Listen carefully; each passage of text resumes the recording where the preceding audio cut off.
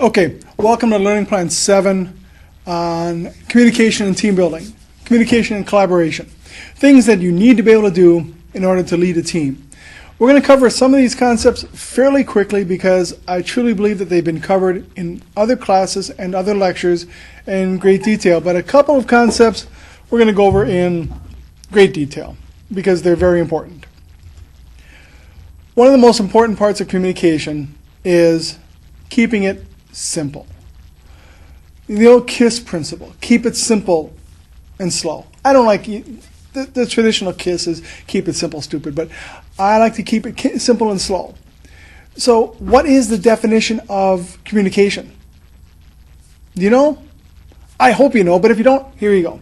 Definition of communication is an interaction between two or more people.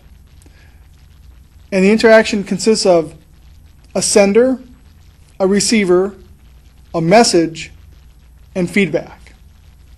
Without those four parts, you don't have communication. So in this situation, I'm the sender. I'm sending you the information. You're the receivers. My message is what you're listening to. Feedback is when you take the exam, or you send me a question in an email about this, or you post a comment at the end of the YouTube video. That's feedback.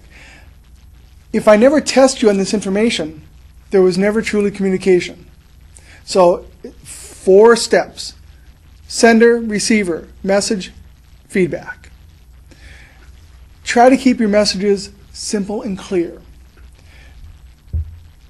I try to keep these videos short so that they're not long and cumbersome. That's my way of making sure that they are easy to take care, easy to listen to.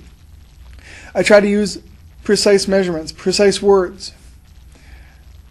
I always ask for feedback, and a lot of you give it, and that's excellent because that tells me you are listening to what I'm saying. That's very important. Otherwise, I have no idea. Nonverbal communication plays a huge part of a message. In fact, up to 80% of the message is nonverbal communication. That's why I'm doing these on YouTube rather than just reading over a PowerPoint, which is what I used to do and what many other lecturers do. There's no nonverbalism. All you have is our voice. And we can do a lot of things with our voice. We can change inflection. We can raise our voice. We can lower our voice. We can speed up. We can make sure that we talk very slowly. But that's pretty limited. See, now you can see when I'm using my hands. You can see my face. You can see expressions as I'm talking. And that may drive you nuts. I don't know. But we have a much better communication when you're watching me rather than just listening to me. Part of communication is based on reputation of the sender. If you didn't trust me, my message will probably not be received as well or at all. So when you send a message to anybody, be it a peer, a manager, me, if the person receiving the message doesn't trust you, your message will lack the weight that it may deserve. How do you gain trust? Reliability, consistency, respect, being open and honest. A lot of those things that people try to, especially the open and honest, they try to hide that sometimes. They try to mask the fact that they don't know what they're talking about and they need help. Occasionally I will get an email from a student saying, I don't get what you're trying to say. Why can't you say it more clearly? Clearly. Say what more clearly? What don't you get? I am more than willing to go in great detail and explain things in minute detail. But I need to know what. Clear communication. Acknowledge the feelings of the person you're talking to. Make sure you're talking to somebody when they have time to talk. We all know the person who just barges into somebody's office or somebody's room or whatever and just starts talking. We've probably all been that person once or twice. But acknowledge the person's feelings and needs. It's always great. You know, even in an email, you can say, as I do frequently, respond at your earliest convenience, or respond when it's convenient for you. Or, I need a response as soon as possible. Again, clear communication, expressing how urgent it is. So those are just some steps in communication. And so a few other concepts of communicating with a supervisor, which could be on the job or in the classroom. In this case, I would be a supervisor. On the job, it could be a charge nurse, it could be a shift supervisor. The biggest piece is to keep everybody informed. If you're having a problem in class, the first person you should talk to is me. Because maybe I'm not explaining something clearly, or maybe you're not reading the books properly. Hard to know until you talk to me.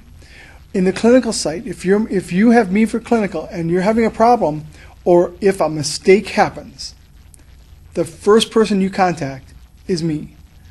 I am going to be your biggest supporter, your biggest shield to help mitigate what's going on. It is very frustrating when a student makes a mistake and I find out well after the fact from the staff. And I'm sure you're thinking, well, that would never happen to me. And I really hope that never happens to you, but it has happened to students, my students. I handle that poorly. Or actually, I handle it probably appropriately, but the way the message given to the student is not one they don't want to hear. So tell me what's going on, good and bad. Focus on problem solving. If you have a problem with anything, if you're bringing forth a complaint, bring a solution with you. It doesn't have to actually be implemented. But if you bring a potential solution, that tells the person you're talking to, hey, here's a problem, can we try this? That's a great way of not only dumping a problem in another person's lap, but saying, here's a problem and a possible solution. Don't blame others. When something goes wrong, accept the responsibility for what you've done. Let's say you get a poor grade in medication administration because you didn't know what a medication was. Well, it may be true that you didn't know what the medication was, but you can't blame your pharmacology instructor for not teaching you. That's not taking responsibility. Accept the responsibility. Accept feedback. Always accept feedback in the way it's given. Now, feedback for students usually revolves around they made a mistake and here's how they have to correct it, which is really important. How are you going to get better if you don't know what you're doing wrong? How am I going to get better if I don't know what I'm doing wrong? I relish the feedback at the end of the semester. I look at everybody's comments. I have no idea who says what, but I look at everybody's comments for ways that I can improve. I'm always trying to get better. I am never going to be the perfect instructor. I'm not a perfect nurse. I'm not a perfect anything. I am a person who's always trying to get better. And it's incremental improvements, but I'm always going forward. If you have a problem on the job with your supervisor, who do you contact first? The supervisor. Truly. Just like if you have a problem with me or any other instructor, if you don't like what we're doing, we are the first person you talk to. If you go around us to another instructor or our dean, more than likely they're going to say, have you talked to your instructor? And you'll say, well, no. And then they will say, that's what you have to do first. When a student comes to me and complains about an instructor, which sometimes happens, my first step is, have you talked to them? No. Well, then I'm done listening, because I am not going to resolve a problem between you and another instructor. I'm also not going to advocate for you. That's your job. That's clear and adult open communication. So how do you communicate with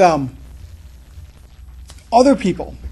Not necessarily supervisors or instructors, but other nurses, to CNAs? How do you communicate to a CNA? I'm certain many of you are CNAs.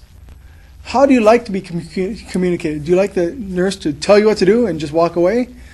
Do you want them to address you politely and tell you what to do? Because face it or not, like it or not, maybe that's the right way of saying it, like it or not, as a nurse, you will be telling people what to do. Just like somebody will tell you what to do.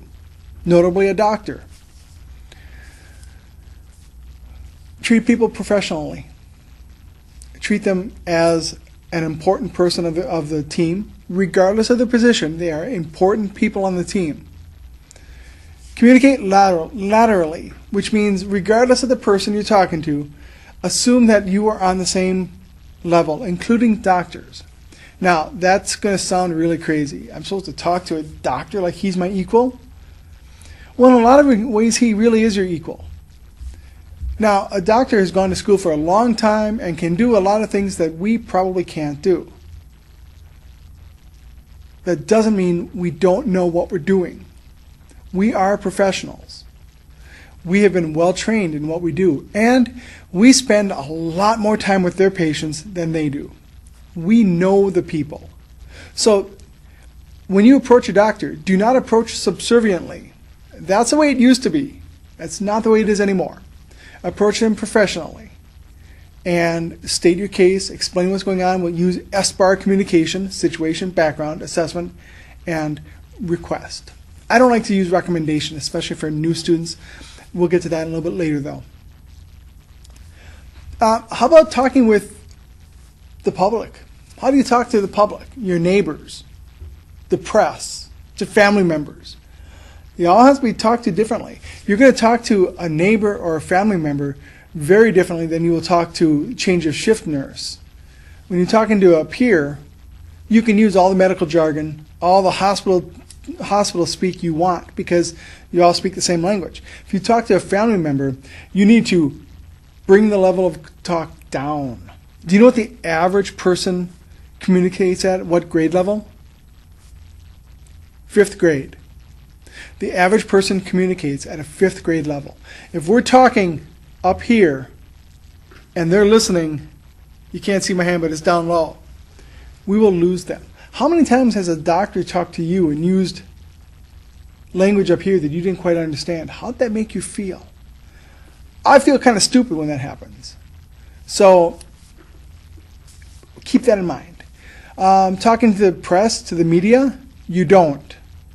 Unless you are the designated spokesman, you don't. Refer them to the proper person, whether it be a supervisor or your media specialist in your facility, but you do not talk to the media. That's all. Nice and simple. And you never, ever talk about a patient. You don't talk to family members about a patient unless they're authorized to hear that information. Now, I know a lot of people do, and most of the time, I would say 99.9 times out of 100, no problem. But that one time can be a big problem. So you don't talk about patients. When I was in the ER, and let's suppose a 16-year-old person was in a car accident, and they're laying on the gurney, and they're not dead, they're not unconscious, they're just laying there to get checked out. And a mom calls up and says, "Is Johnny there?" I can't acknowledge it. I can't say yes he is, but I can't tell you anything. I can't say no he isn't. Even acknowledging that he's there breaks HIPAA. Now, he's a minor, right? So moms have the right to know. That's true. Is that the mom, though? It's a voice on the phone. I have no idea who that is. It could be the mom. It probably is the mom. But it could be a neighbor. It could be, who knows? How did I handle that? Because it would happen occasionally. I had a really cool way of handling it that took all the responsibility off my hands. And you can do this too. You can feel free to steal my idea. Here's what happened. Phone rings. Hello, this is the ER. Is Johnny there? Can I put you on hold for a moment? I put them on hold, Usually I say, who's calling? This is their mom. Can I put you on hold? I put them on hold. I walk into the room where Johnny is, and I hand him the phone, say, it's your mom. I open up the line, and I walk out. Problem solved. It worked. Now, what does communication, your communication say about you, about your personal image? When you communicate clearly, it enhances your credibility. When you mumble or speak, in jargon, or if you're writing down, if you can't spell words, if you can't pronounce words, those reflect poorly on you. I am kind of fussy about the pronunciation of medications because for a couple of reasons. First off, I want us to sound knowledgeable. I want us to sound like we are professionals. So if we can't pronounce a word to a doctor, that's going to diminish his, or could diminish his perception of us. But when you're talking to a patient, if you mispronounce a word, they might think, I'm not taking that medication. Oh, the lights just went out. I'm back. They may think, well, I don't take that medication. Why is this nurse giving it to me? So I want you to be able to pronounce words correctly, how to write correctly, with very little paper charting, but when there is paper charting, use neat penmanship. Know your particular kind of nursing thoroughly. So if you're an ortho nurse, you really should know all the bones and the joints and the ligaments in the body that you work with. When that ortho nurse goes to the ICU has a totally different language. So they better know what a dopamine drip is for and what a nitrite drip is for and how to titrate nitroglycerin, because that's their specialty. And be pleasant. Just be pleasant to be around. People want to talk to people when people are nice. Isn't that just common sense? Have you ever seen a nurse who's not nice to be around? I've worked with them. Miserable. So let's talk about gender differences in communication. There are gender differences. I know. Duh, right? Now, in this case, I'm going to be doing some generalizations because not all women act the same way, not all men act the same way, but they act a common way. Women tend to be very comfortable asking questions and listening. They usually use a softer and a quieter approach. They're less competitive sometimes. They don't usually act aggressive, direct questions. Now, I'm sure that in your mind you've already identified at least one person that does not fit that description, and that's okay. But I think you'd also agree that most women who are nurses act in that manner. They are nurturing, caring, they listen, they are soft, they ask quiet questions, and they're generally less competitive. Men, the opposite. Men tend to, not always, be more logical and direct. They ask fewer questions, but they're targeted questions. They're a little bit more aggressive and or assertive, which are two different things. Men sometimes are more team-oriented because they grew up in team sports. That's not always the case. Again, there is no one way of doing it. So which of those is better, do you think? Right. There's no answer to that. It's what works for you. I am generally much more direct. When I work in the ER, I'm very direct and focused. I don't get into nurturing the patient because we don't want to keep them around. We want to get them out. Treat them and treat them. So I ask a few questions, but I ask very targeted questions. I get assertive. I need answers. I need answers now because we're going to try to treat you timely. So that's the kind of nursing that I enjoyed.